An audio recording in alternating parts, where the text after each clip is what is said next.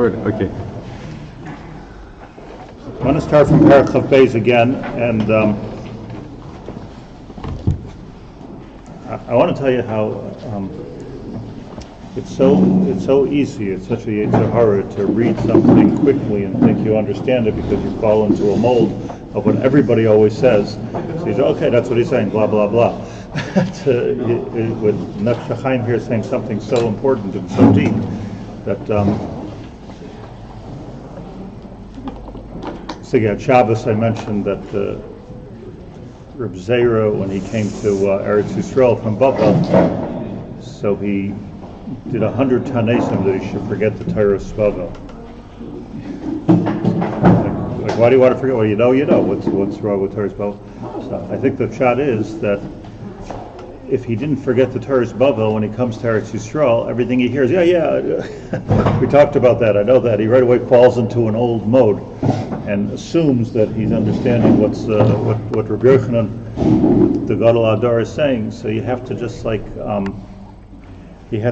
kind of clear his mind to be able to hear things that he's heard about for so many years. Kasha atiki mechadata, the Gemara says. It's very difficult to learn things that you know things about because you right away, the mind puts it into a certain category, into a certain mold, and that's where we're stuck. And yeah, that's where he speaks about it. So with that great introduction, I just want to understand this a little bit different. Paragraph Beis. We started learning it. Let's learn it again. Umishaba Moshe v'harida la'aretz loy BaShamaim hi. An astonishing sentence. That when Moshe Rabbeinu came and gave us the Torah on Har Sinai, from that moment on, loy BaShamaim hi. Here's the Chiddush I'm going to say to you in one sentence. Until Moshe Rabbeinu came and gave us the Torah was BaShamaim hi. That nobody says. The Torah was BaShamaim. When HaKadosh Baruch Hu yistakel ba'araiso bara'alma, where was he? In Hawaii? BaShamaim. This was all BaShamaim. When Yaakov Avinu looked in the Torah and he married two sisters, the Torah was BaShamaim. The Torah was there, but the Torah was BaShamaim. It was like looking at the blueprints of a building before the building is built. Okay, this is what I'm going to do. Let's make a shinui here. Let's make a shinui there. Let's make a little adjustment here, a little adjustment there. That I had a little bit of musar from the architect. The architect who did this building said that now that the building is built, and it was built to plan, right? I mean, whatever was built to plan. So it came time to ordering the stonework from the outside. He said, you have to measure again. I have to measure again. It was all built to plan because it's tachlis. It's different when it's b'hai alma. It's different. There's a lot of things make it different. The people make it different. The mitzvahs and averos make it different. But the big moment in Jewish history, one of the most important moments, if not the most important in Jewish history, was when Moshe Rabbeinu brought the Torah from Shamayim to Aretz. It was there. It was there BaShamaim. Umishaba Moshe v'harida la'aretz, and from this moment on started a new halacha of loy BaShamaim hi. This is a quantum leap of the Torah. Meaning the Torah was one thing, and now he brought it to another thing. You understand the significance of this? That it means that loy BaShamaim hi means that we no longer access from this moment on of Matan Torah. You see, we think Matan Torah, okay, Hashem gave us Torah, Todah. Wonderful Shavuos, wonderful holiday. No, from this moment on, HaKadosh Baruch Hu gave us the tools. The Torah became completely qualitatively different, that he gave us the tools now to understand it in a different way. B'chachmas basar v'dam. It's no longer understanding it b'ruach HaKodesh. It's understanding it with roiv v'karev halacha k'roiv, with chazaka v'roiv. That's what you do with Baba Basra, with Baba Kama, with Zvachim. That's the way we're understanding the Torah. So Moshe Rabbeinu went to Har Sinai to get the Torah, and everybody knows the Gemara Menachos that there was a tug of war between the Malachim and Moshe Rabbeinu. Ma'ala Yeludisha Beinenu. What's a human doing here with the Torah? What's he going to take the Torah to the Aretz? What do they know with Torah? What are they going to do with Torah? And HaKadosh Baruch Hu said, Hachzilam Tshuva. Meaning, what the Malachim had a certain, it's hard to break an old habit. So the Malachim had a certain understanding of Torah. Torah is the way the world works. Torah is the way the world was created. Torah is BaShamaim. That's where Torah was. Torah is BaShamaim. Why are you creating? You're taking it away from us, and you're saying, Loi BaShamaim, that the Torah is now Basar V'Dam. This was the quantum leap of Har Sinai. It wasn't that we just got what was there. It was everything changed now. Now the Torah was given to Basar V'Dam. Why? Why would Hashem do that? Because the tachlis of the whole thing was Basar V'Dam anyway. The only reason He created the world and the Torah is for Basar V'Dam. So obviously, He gave us the Torah to Basar V'Dam, and with it He gave us the tools to be able to understand the Torah, paskin in the Torah. Ad Kedei Kach, where the Gemara tells us stories that the Tanur Shalach Hanoi, where they had Giluyim from Shemayim as to what the halacha should be, if the Tanur is kosher, the Tanur is not, Tamei, Tahar. Loi BaShamaim, we're not interested in that. You're taking something from a different makom and you're applying it to here. Loi BaShamaim, we all hate when somebody brings something from a different makom and applies it to here. It drives you crazy, right? Drives me crazy. Anyway, like, this is what we did in Atlanta. Who cares? We're in a new place now, right? Loi BaShamaim, the Torah is now in a new place, and with it came the kochos, and now somebody's going to come along and say, but I have access to the altered Torah. I have access to the Torah before it came to ours. Loi BaShamaim. It makes no difference to us. Loi BaShamaim. It makes no difference. But how could it be wrong? How could it be wrong? So it's a different Torah. So now, when Yaakov Avinu, let's say, married two sisters, Pirush Hadavar, how was he allowed to do this? So I mentioned last week, everybody asks these kashas, one kasha after the other kasha. How did Yitzchak eat from the shechita of Esav, and all these kind of different kashas? It's really no kasha because they were dealing on blueprint level. The Torah was BaShamaim. They were entitled. Let me say it in a radical way, that the avos were still part of the design team. It's pretty radical. Okay, I'm understanding what's going on. I understand what you want, HaKadosh Baruch Hu. I understand the Rav and Haber, and you're saying not to marry two sisters. They knew it, but understand that in this particular place, it was okay. So that they were the Har Sinai of the time. In other words, it was Masr Liyadam to be able to make these kind of changes. But Achshav Shenidna Lanu HaTorah, the Torah went through this paradigm shift. It took this quantum leap into the world as we know it, and from the time that Moshe Rabbeinu did this, Loi BaShamaim, we have a new halacha of it's no longer in the world of Bria, it's no longer in the world of Yetzirah, it's no longer in the world of Atzilus. See, I'll say one more radical thing before I read inside. Like Kam Yisrael Kamoshe Oid. There never was, never will be a Navi like Moshe Rabbeinu.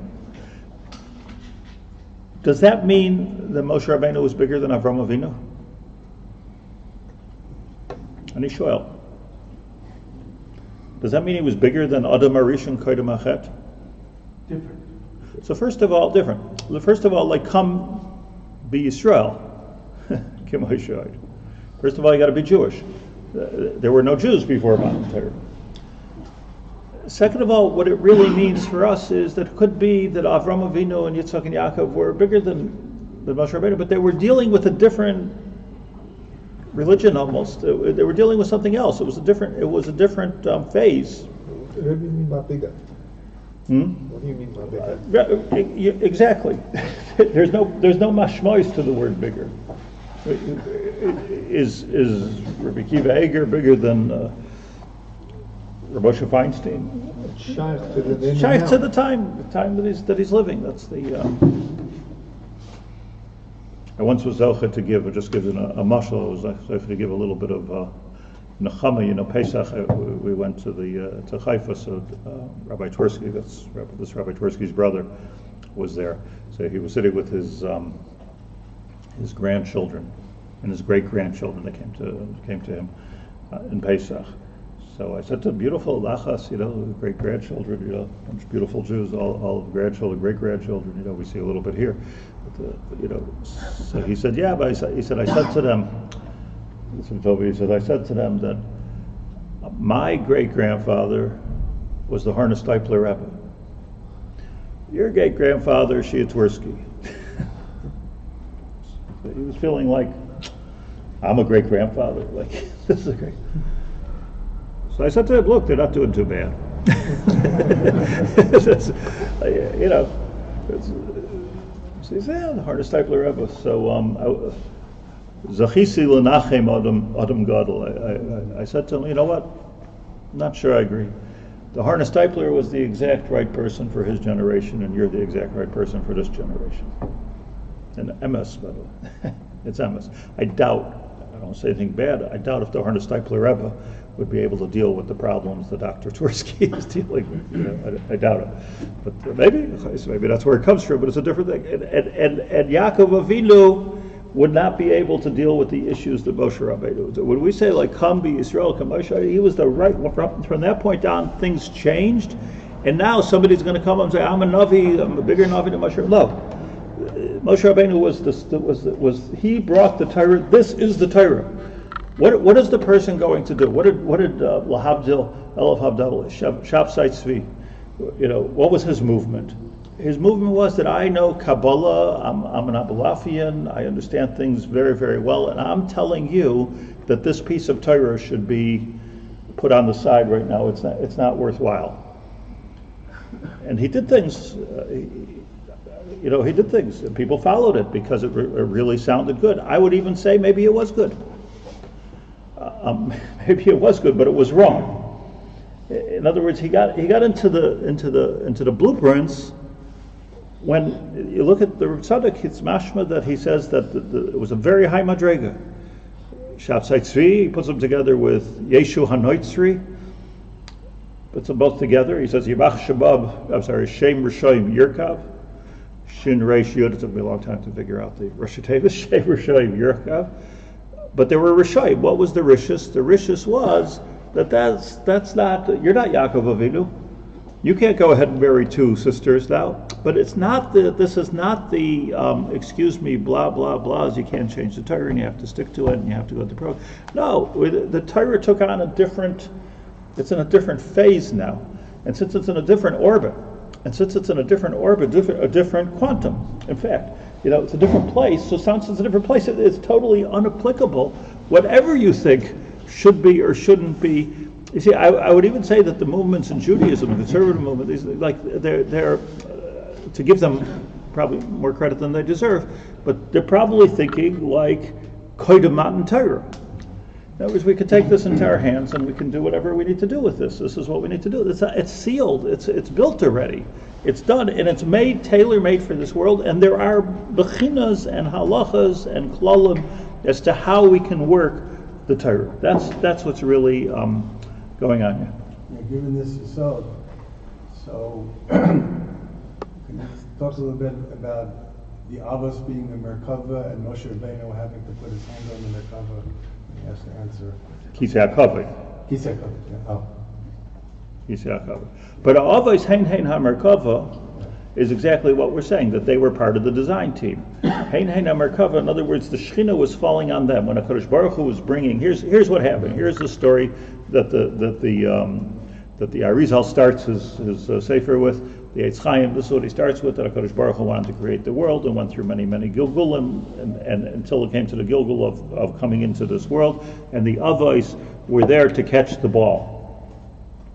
The Avos were there to catch the ball, so, I was speaking last night, I showed us a little bit about we lost a little bit of the old generation. We're in a different sophisticated time.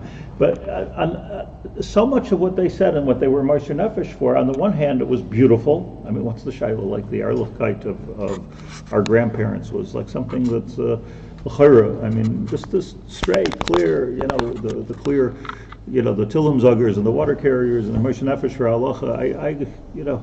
I saw, I used to be a rabbi of Holocaust survivors. Almost the whole shul was Holocaust survivors and New Balei Tshuva. That was the who did not meld very well together. Just what nobody could understand anybody. But but they never. These people were old. They were sick. They had been through Auschwitz and Treblinka. I never heard one person ever ask me a question. Do I have to fast on Yom Kippur? I feel I'm taking this medication. I'm taking that. There's no such shiloh. I mean, if I would tell somebody that they don't have to fast, they shouldn't fast. You're not allowed to fast. They wouldn't listen to me. They simply wouldn't listen to me. They don't like if we have Kippur. I tell you before. I'm not criticizing anybody, but I'm saying before every single time, including Yom Kippur, a phone call after phone call. Do I have to fast? This I don't like fasting. This it doesn't agree with me. I get sick. I get a headache. I go. Yom Kippur. Like so something was lost on the one hand. On the other hand, I doubt that as a child, even though I kept kosher all my life, I doubt if I kept kosher. Because what was kosher? Kosher means you look at the candy bar. If it didn't have gelatin in it, you ate it. That's as simple. It was simple as that. There was no, that it had to have you're looking for two things: lard and gelatin. That was the two things. After that's kosher. Okay, Ad Shabbat, the OU and the OK and the very sophisticated now. What do you mean? Do you know what kind of vessel, what kind of machine they use to make that citric acid? All of a sudden, kashrus took out a whole new sophistication. On the one hand, on the other hand, so something's like on the one hand, you're running more sophisticated, and I don't want to hear that while we ate that when we were kids, it was okay to eat all donuts because it was made by Italians and not by I don't want to hear that stuff anymore. Kashrus is in a different place. On the other hand, I do want to hear that what do you mean eat on Yom Kippur? So there's a double thing. So here we have Bereishis Shvais. You get it? What I'm saying? You have Bereishis Shvais. Bereishis is halavai. What can we come to Avraham, Yitzchak, and Yaakov? The kind of erlichkeit, the kind of dibuk b'HaKadosh Baruch Hu. Where do we get to that? On the other hand, Torah was given. Moshe Rabbeinu changed everything. And now that the Torah was given, we don't want to hear any more about Yaakov marrying two sisters and Amram marrying his aunt Yocheved. And I don't want to hear about it anymore because that was before the Torah was Ba'aretz, the world of Asiya as we know it. So this is the Yesod HaYesodus of understanding the Torah. It's understanding that it went through it's in a different orbit now than it was in the whole time, and that answers all the kashas. No svarim need to be written about how Yaakov did this aver and Avram did that aver. It does nothing. You don't need it. Get rid of it all because they weren't Jewish. They weren't Jewish. It's as simple as that. What happens now today if somebody feels that he can understand the same thing as Yaakov Avinu? And this is what the Nefesh Hachaim is talking about. I can understand what he can understand. So let's read inside. Mishabah Moshe v'harida la'aretz loy BaShamaim nekuda. Uluval Yitzchak em adam hagadol shasagasem meruba. Now comes the gadol who understands so much. He's a big makubal hasagasem meruba. Loymar, and he says, Anoichi harayas soid v'tami hamitzvos b'koichos v'lamis hal yainim. I see the truth. I see the truth. I can see what it's really all about. Shiroi lilafi sharish nishmas. I also know my sharish neshama. And I know that for me, this mitzvah is not the right mitzvah, or this avera is okay. So the gadol, he's talking about Adam gadol, tzaddik. Or I can start directing people according to their sharish haneshama. Beautiful. Laver chas v'sham aleisa mitzvah. And I'm telling them, this mitzvah, listen, your neshama is not right for this mitzvah. And it all makes so much sense because this guy really knows. He really knows my sharish neshama. We're not talking about a fraud. We're not talking about a charlatan. He really knows. Somehow he really knows the sharish. He's able to take an x-ray of my neshama. And he says to me, I'm telling you, for you should eat basar b'chalav. Or you should not daven in time. Because you need to do some other kind of a tikkun. So what do we do with that guy? We don't know where to put him because he's a tzaddik, and we ought to go to him for a bracha, and it's a beautiful thing, but he's going connected the halacha. He says, let's do it a little bit different. Even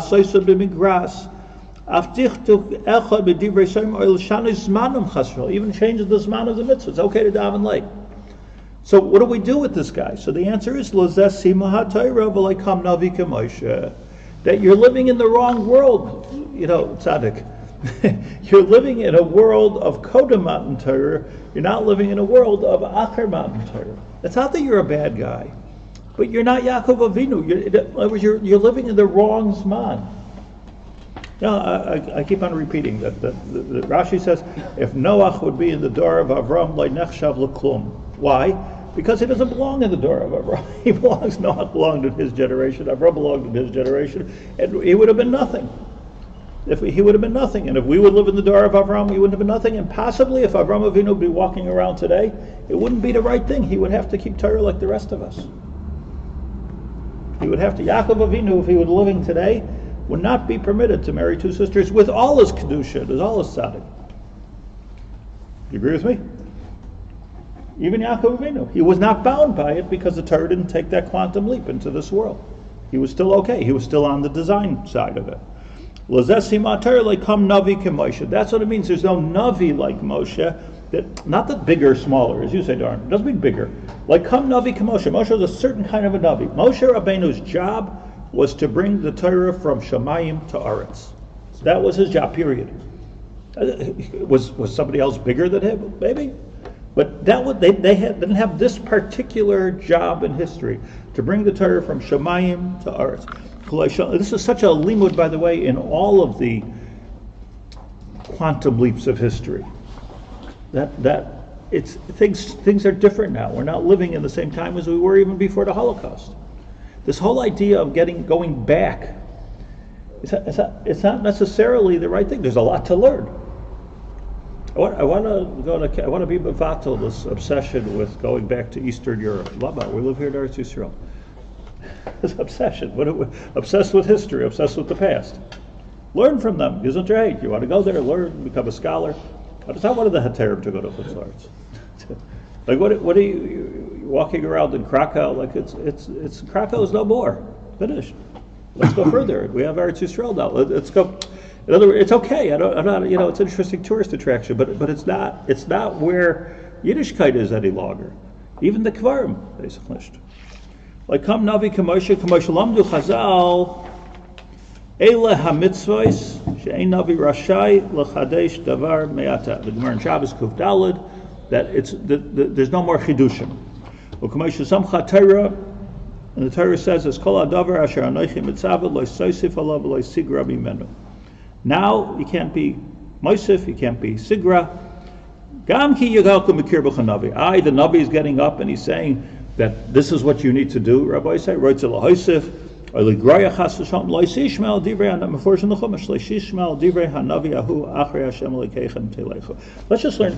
the pasuk now that we understand it a little bit better.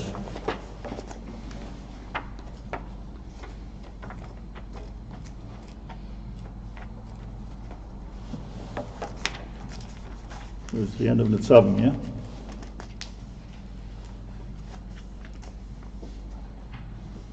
Oh, Moshe Rabbeinu says the end of his life. Just learn it inside, so now we understand it. Ki ha-mitzvah hazois, the mitzvah asher anochi mitzavacha hayoim. I gave you a Torah. Now, the Torah has been around forever, but I gave it to you. Lo nifleisi mimcha. Now that I gave it to you, it's not out of your reach. Like yipolei mimcha davar. Yipolei means it's not out there. Lo nifleisi mimcha. Lo rechoikehi. It's not far from you. What are we going to do? I'm not, Lo BaShamaim he. It's not in the Shamayim. Leimar miyala lanu hashamayma yikachel lanu. Nobody has to say who's alive today that could go back to the Shamayim and take the Torah. You don't have to do that anymore, Moshe Rabbeinu says. Look at Rashi. Gavaldig Rashi. Lo BaShamaim he. She'ilu haisa BaShamayim hayisa tzarech la'alois acharel lamda. Rashi tells us that Moshe Rabbeinu is giving his speech, and he's saying, the Torah that I'm giving you, Lo BaShamayim he. Says Rashi, because if it would be BaShamayim, you'd have to go get it. Like, what kind of a hypothetical point is that? If it would be BaShamayim, it's not BaShamayim, so what's the... So Rashi, I believe, is answering the kasha, but Yaakov Avinu, Tarot says Yaakov Avinu went up that ladder, and he accessed the Torah. Lo BaShamayim, if it would be in Shamayim, like it was Kodem Matan Torah, So then if you lived in that era, you would have to climb and you'd have to get it. That's what Rashi's saying. That's like loy BaShamaim, because otherwise, this is not poetry, this is real. Loy BaShamaim, if it would be BaShamaim, you'd have to get it, but it's not BaShamaim. You'd have to get it like Avram got it, like Yitzchak got it, Yaakov got it. You'd have to daven a lot and reach your Ruach HaKodesh and be able to get it and then bring it down to the people around you. And you'd be able to make all kinds of tikkunim. You'd be able to marry your aunt, maybe. But once the Torah was given, they were all crying because, whoa, okay, laws have all changed now, meaning in Mitzrayim they were all married to their sisters. Common. So, just to sharpen the pencil, so Rebbe HaKadosh is not mechadesh, he's helping us to bring down in more granularity and more accessibility that Torah which Moshe Rabbeinu brought down. It's a different type of I would say it even deeper, that the redaction of Torah Sheba'al Peh, so that's probably the correct thing that Rabbi Yehuda Nasi did, was to take Moshe Rabbeinu's Torah and entrench it in the earth even more. Put it in Ksav, maybe even more Gashmis out of it, without changing a drop of it, because he saw that there was a tendency to go back over to the original specs. So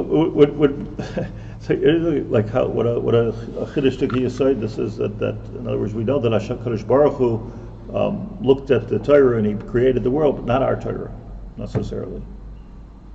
Not our Torah. That was the Torah that the Malachim were playing a tug of war with Moshe Rabbeinu. That was a Torah was in blueprint form, and now we have a Torah which is in Lamaisa form. Can't budge. It's cement. It's solid. There's nothing. There's nothing you can do. Hayrash Shah. Sometimes the only case is Hayrash Shah, where sometimes a Navi is allowed to say, okay, but right now we must knock down a cement wall because otherwise we're going to be in trouble. Sometimes a Navi is allowed to do very, very strict halachas as to when, but for normally there's no such provision because it's built already. It's done. The Torah is there. It's already in the world of Asi. It's perfect for us. And so the Chachma is not even a Chachma. The Chachma of saying, I know your Shorish Neshama, it doesn't really make any difference anymore. It's not important anymore. So what's a Harash Shah now? What would be a case of Harash? What is the Getter of the Harash Shah? It's not going up the Shemayim. The Getter is that just like Pikuach Nefesh is Doicha Shabbos. You need to wonder like this. I don't know why Sundays I'm always in a political mood. You need to. Does everybody want this heater on, or is it just me to talk because I'm talking a lot? You shut off for a few minutes. Thank you. Now I'll calm down. But just take an example. It's a sociological example, because it's so right to home. If you look in the Chumash and the Nevi'im and the Gemara, in the Mishnah and the Gemara and the Rishonim and the Achronim, it's a davar pashut. You can't budge from it. That other than Reb Shimon Bar Yochai, who was on a special madrega, unfortunately everybody has to work to make a living. Since the Chet of Adam Arishan, that's the way the world goes. The Torah talks all about agriculture and farming and all kinds of things. It's not talking about the low class. It's talking about the Am Haaretz we're the people. The Rambam tells us that never use the Torah as a kardoim lachberba. Don't use it as a way to make a parnas. You're not allowed to take any money. Mahu b'chinam, afata b'chinam. Even if you're teaching Torah, don't take any money for it. It's clear. It's clear. Shulchan Aruch, Yeridei, Kuf Nun Vav. It's 100% clear that there's no budging. How did it work out all of a sudden that if you work, you're some kind of a shegitz? Like Bakara, it was change religions. What happened over here? So the pshat. And I'm not criticizing it because they're right. What the Gedolim said at some point is that look, if we don't all drop everything that we're doing and become an avrech and kollel, the Torah is going to be mishtakach mi Yisrael. And just like Rebbe wrote down the Torah, that's an example of a hirasha. Just like Rebbe wrote down the Torah, we need to drop everything and we need to learn. Mikubal. But it's drastic. It's so drastic but here's what happens sociologically. All of a sudden that becomes what the Torah says, but we that's a Hayras Shah, which possibly now Gedolim have to get up, or maybe in the next generation, or maybe never. Gedolim have to say, okay, that Hayras Shah is over, and maybe now we need to, because you could only go like that for a couple generations, and then you run out of money, right? So that Hayras Shah is over, maybe, and now we have to go to back to basics, back to what Moshe Rabbeinu taught at Har Sinai, back to what the Rambam says, back to why every Rambam we're B'dayik, and this Rambam we're just like we're beginning. So like what I'm saying is that there are so many things that. It's not that anybody ever said, this is my point, it's not that anybody ever said, Chas v'sholom, well, the Torah says that you have to work, but we're smarter than the Torah, we know you don't have to work. What they said is, b'diavad, we're living in a time now, it's like a Zman Milchama, and therefore it's Hayras Shah, and it's going to be, there are those that even wanted to say that once Rebbe wrote down the Torah, you're not allowed to write it down anymore.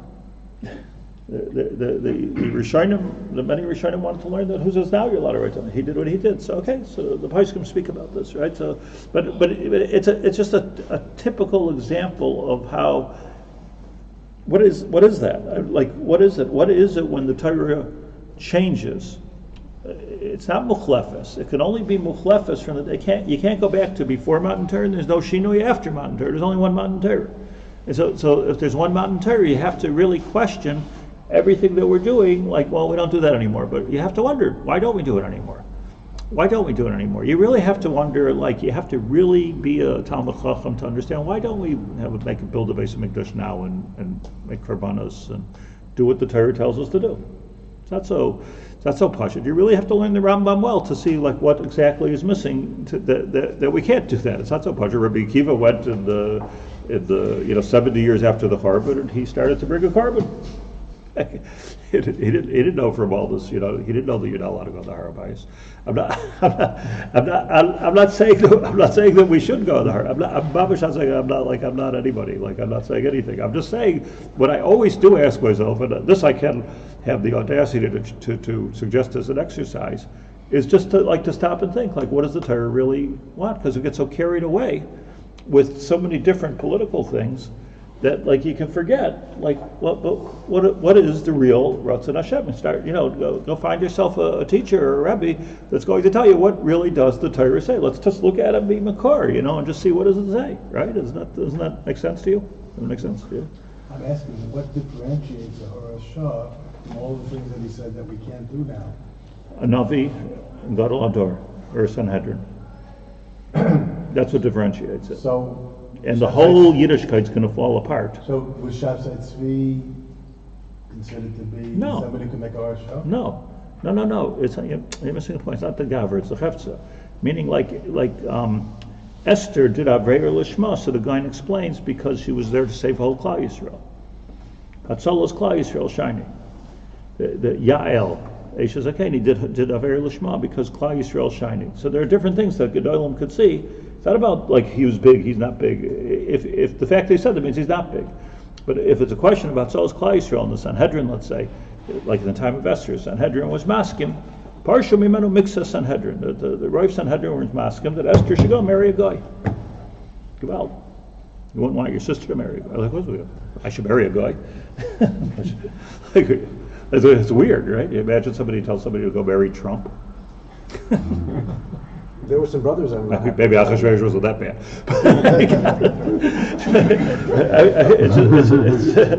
It's a Pella in history. The Teretz is that, okay, you do what you got to do to save Klal Yisrael. You do what you got to do, like that. And the Gedolim and the Sanhedrin were asking. Nowadays, I would imagine it's very, very difficult. But another Hayras Shah was like Eislas Hashem, Heiferu Teresecha, Heiferu Teresecha. It's a very, but you can't have. It's like what I'm trying to say here is, you can't have a whole religion based on Hayras Shah. Like, you can't have the whole Yiddishkeit as all one big Hayras Shah. Like, I remember the one time I met Reb Hankins, Echatzadik Livracha. So I said to him, he was very old and I was very young, and I said to him, like, we were talking about a chassan and this and that. I said, B'shasat Chak, can we do this? He says, the ganze America is a Shasat Chak. That's what he told me. It's all one big Shasat Chak. But what he was saying to me is like what's going to be? Like, what are you going to do? Just because we're in America, so he came from Lita, because we're in America, we're going to go and change the ganze Torah over here. The whole America is a Shasat Chak. That's what he meant to say. Everything is a Shasat Chak. What's not a Shasat Chak? But who's holding up the banner for Torah? So Shasat Chak, I would say we have to examine. Like if I would be a gadol, I would say let's revisit the question. Because it's looming on our heads. It's like, it can't go away from the Torah. It can't go away from the Torah. So take every Eis Lasos and every Hirasha that was given, and every generation there should be an obligation to re-examine this. Not that becomes our minhag. Not pitom. You have to re-examine it. Who are these gedolim to do this? Hashiva shoftenu kavari shayna. But the idea is to re-examine what it is that we need to do now. What's the right thing? Eretz Yisrael. There's an Eretz Yisrael now. So we brought with it, so many different halachas and hashkafas and how to live and where we should live. And it's not so pashut. I mean, somebody has to sit down and stop. To stop talking about cell phones and start talking about okay, we have Eretz Yisrael. Should we all move here? That's a good question, right? Should we? Did anybody join? I'm saying everybody here moved here, but did anybody do so because there's a movement? I mean, because this is what your Rav told you, or you went anyway? The pshat is that okay, your neshama told you that. But if you open the Chumash and you go from top to bottom, it's all about Eretz Yisrael, isn't it? I mean, you go through the Shisha Sidra Mishnah, it's all about Eretz Yisrael. I mean, you can't just take Eretz Yisrael out of this picture. What is it? So I'm not criticizing people that don't live here, but I'm just saying it's re-examine it. There's a new reality on the ground. If there's a new reality on the ground, it needs new gedolim. Every generation needs new gedolim. It seems like it's a vada. You have a generation of people carrying Mishnah Berurah in their pocket. You have Bate Midrashim where all their kids. That's what where's the Horashah? I'm not saying the world is not falling apart, but where's the Horashah? It's Klal Yisrael. We're learning Torah. We're living Torah. And therefore, where's the Horashah to say that we shouldn't have a responsibility to be full Jews in every respect? Okay, I agree. There was a Hirasha not to learn Tanakh. Hirasha not to learn Tanakh. Why not learn Tanakh? I fell into that trap too. But what's a Hirasha not to learn? Because the Maskilim learned Tanakh. So since the Maskilim learned Tanakh, so we should learn Tanakh. Baruch Hashem, the Maskilim don't learn Gemara. It would be awesome to learn Gemara. Baruch Hashem, the Maskilim don't learn Shulchan Aruch. It would be Mishnah Berurah. Otherwise you wouldn't be allowed to put that thing in your mouth. They dropped that Hirasha? That went through it also. What? Not learning Tanakh. I'm waiting, but they only knew Moshe Rabbeinu through the Gemara. Does anybody go to yeshiva, the school of the Bible school, and come out knowing Tanakh? It's something you must do. As you must sneak into, so you have to sneak it in. My son learned Tanakh, but now everyone in the base matters goes to I'll tell you a secret. All the Gedolim know Tanakh. Right. I once had a huge chutzpah. I'm sorry for my parents. It's one of the things I get angry with. But I once spoke to. A few times I was zocheh to speak to Rabbi Yosef, Zecher Tzadik Lebracha. So he told whatever I asked him. But what the answer was the important part. He says, do what everybody else is doing. That's what he told me. That was his answer to me. Just do what everybody else is doing. Don't be such a, he gave me musar. You don't have to be such a maverick. So I said to him, Rebbe, if the Rav did what everybody else did, you wouldn't be a posek hadar. Is that a chutzpah or what? You didn't learn that in Panovich. You learned it separate. Where did they don't even teach halacha in yeshiva? Where did this happen? That he's a baki at all, tour at all, every single base said every single bach, and wherever. He was every bach, every prima ganda, he knew klar. He didn't follow the rules. So why am I the friar? What do you answer? He laughed. He made Rabbi Yashav laugh.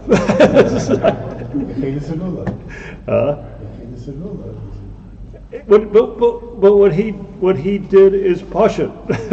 Everybody's supposed to learn Torah, Lasuke, Shmaitza, Liba de Hilchasa. Isn't it pashut? Isn't it pashut? Like why are our brains so twisted? Isn't it pashut that you have to learn Torah and you have to know what to do? And isn't the Gemara say in at least 50 places that Lasuke, Shmaitza, Liba de Hilchasa adif? So what are we doing? What are we doing learning 3-blocked Gemara for the rest of our lives and then not even knowing the 3-blocked Gemara? What are we doing? So it's a Hayrashah. Okay, but what are we doing? Like it just needs to be re-examined. That's all I'm saying. It just needs to be re-examined. What happened? Like, what makara here? Is it a Yiddishkeit where schools, a yeshiva l'mtsuyanim that doesn't take this kid and doesn't take that kid and this one is not. We'll try him out. We'll see if it's a fit. What is? Isn't there a halacha that if somebody comes to you to learn Torah, you must to teach them Torah? It's one of the halachas I can't stand and I'm a farsim because it means somebody asks you to teach them Torah, you have to stop everything and teach them Torah. That's the din. For free too. So like,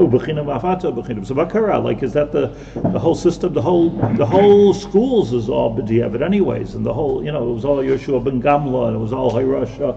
Whole school was Hayrasha, but everybody needed to learn. So what are you going to do with the kid who can't learn? So what do? We switched it to you don't fit in. Kids are on the street. We lose a few. It's okay. That language of it's okay to lose a few. You have no choice. Is keneged ater. Again, I'm not the gadol that knows the pitronot, and I'm just like the Talmud Hamachkim as Rabbi. But I need to. What I'm trying to say is lefi the Nefesh Hachaim that the pshat is like you can't be an Iber Chacham and stick with. First of all, at least it has to be a Hayrashah. You can't just it has to be a Hayrashah. We changed everything. We changed everything in Yiddishkeit. The chasanas are different. Everything is different. Everything is different. The shuls are different than the way they're supposed to be. Who decided that it's okay? I mean, we do it here. I see who decided that all the hilchos beis haknesses don't apply. You're not allowed to eat in shul. You're allowed to do everything else. Sleep in shul. You're allowed to talk lashon hara in shul. Maybe that's also a Hirasha. You're allowed to talk lashon hara nowadays. I heard such a thing. And nowadays it's different. It's different, but Shurati. But I'm saying like all these things need the das of a Paisik Hadar and a Gadol Hadar and maybe even a Sanhedrin to reevaluate what we are. I do have this feeling, and I think that when Eliyahu Navi comes and Mashiach comes and they're Mavasi the Geula and they teach us Torah Samas Teiku Tishbi Yeshvu Kushus Rabbis, right? It seems to be, whether that is what it means or doesn't, it seems to be that that's what's going to happen. I don't think that our Shabbos is going to look the same. I don't think that our clothing is going to look the same. I don't think that our chasanas are going to look the same. I don't think that our schools are going to look the same. It's going to be a big beichel of ishpachosav. It's going to be a big geshrai, like how do we get into? So you can explain it historically how we came to a certain place, but Baruch Hashem, with all my criticism, I'm not criticizing because Baruch Hashem, we're here. We're trying to do the Ratzon Hashem and we're doing the Torah. I'm just saying that as intelligent people, I'm not criticizing. Thank God, like you say, like we're in a door where you can put the Mishnah Bird and forget about your pocket and on your phone. You have the whole. It's a Pella de Gedor. But I am saying that I think those that are concerned and are the leaders of the generation have to stop concentrating on which filter you need on your phone, which is also very important. But start talking about like what is the avodah of Klal Yisrael. Should we be moving to Eretz Yisrael or should we not? Okay, no. Saber Rebbe spoke about it. He was happy to speak about it. But, he said no. But, if we don't agree with them, so where's the Gedolim? Rav Kook spoke about it, so we don't hold this out right. We don't hold Rav Kook. We're somewhere in between. And now we're stuck. We don't know what to do. What are we supposed to do? So those that their Neshama tells them I have a chivas aretz, so why not? I can get a job. Like why not? But it's there should be a movement. Like Ezra was a movement. Ezra was a movement of coming to Eretz Yisrael. It was a movement. The Gemara, by the way, I just made a siyum on Hurrius, and the Gemara is like full there in Baba Basra Kuf Mem Hey. The criticism that the Gedolim of Eretz Yisrael had on the Amoraim that went to Bavel and they stayed there for so many generations. They were there for so many generations. They said, like, if you would have come when Ezra said to come, we would have a Beis HaMikdash today. That's what they told him. I'm talking about people like Rav Shimon ben Gamliel said that. If you would have come when you were supposed to come, we would have a Beis HaMikdash. So who's the Baal Achrayus that says, but it doesn't kind of work for me. It just doesn't make sense that we're not addressing the Ratzat Hashem. Okay, I spoke too much, but we'll start B'harei Chizkiyahu HaMelech, a fascinating thing. Shaar.